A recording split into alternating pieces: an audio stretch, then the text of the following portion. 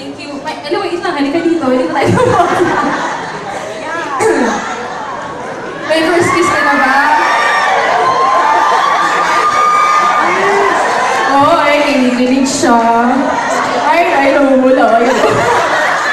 Ay, timpol ka nga. Ulit ka naman niya, no? Uy, hindi joke lang, kuya. Baka sabihin mo inaaway kita. Ha? Ba't ko umalis? Di ba ka na pinapaalis eh? Ay, sakit na siya. Oy, huwag niyo asahin kiss. Kiss kayo dyan.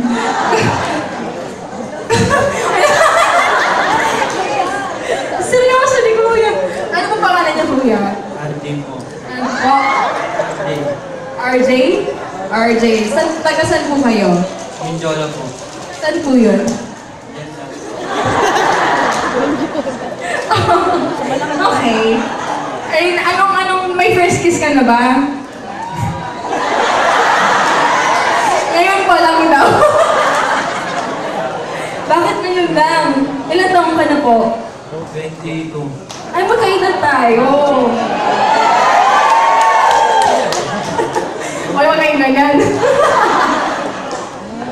May girlfriend ka na, kuya? Wala. Boyfriend?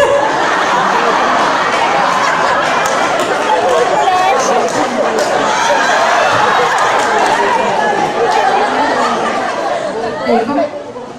Oh, sige na. Ay ko. Ano ba yan? Anyway, ang haba ng diba? Ngayong gabi, tawagin niyo akong Geraldine. Geraldine daw, guys. Mars na guys. Mga Mars. Mga friends ko sila, no?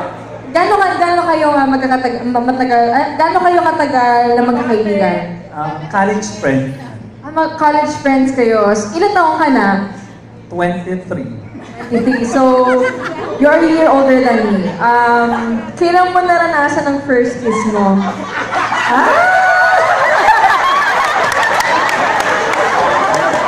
Kailan mo naranasan ang first kiss mo?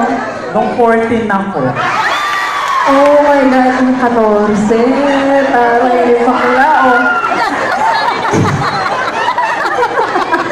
Yung first kiss mo ba, wait lang. May ka-girlfriend ka nun? Ay, hindi. Boyfriend! So, hindi talaga. So, yung first kiss mo, lalaki? Siyempre.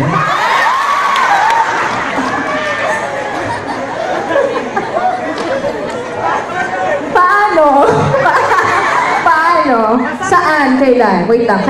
Kailan 14 years old ka? Saan to? Sa school. Pwede rin sa bahay.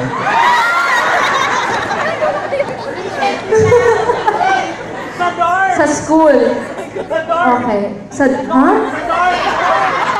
dorm?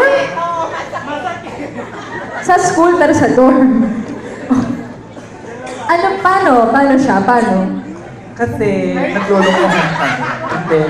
Bigla akong nahulog. Sinalo niya ako.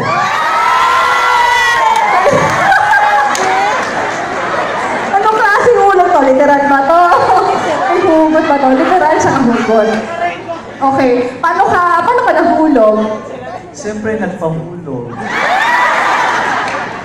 Nagpahulog ka. Magkaedad kayo. Kaklase mo siya. So, na-feel mo ba na may pagtingin, wala, may pagtingin din siya sa'yo? Oo naman, regardless kung ano yung kasarian mo. As long as you love the person. Ipaglaban niya. Tama. Kasi it doesn't matter kung anong gender, kung anong kasarian mo. As long as totoo yung na-feel mo, di ba? Kailangan mong magpakatotoo din sa sarili mo. Kailangan mo rin contestant number 1. Kailangan mo rin magpakatotoo din sa taong gusto mo, sa taong minamahal mo.